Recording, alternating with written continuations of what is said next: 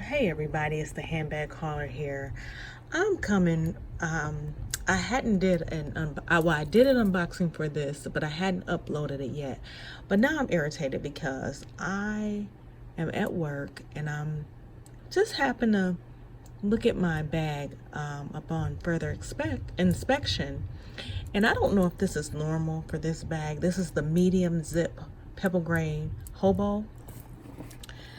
I'm looking at this zipper, and what the heck is that right there? Is that normal? I just want to know. I just got this bag yesterday, so I'm looking at that. Whatever that is, it feels sticky when I touched it. But look at the zipper, around the zipper opening. I hope there it is. And then look at the heat seal.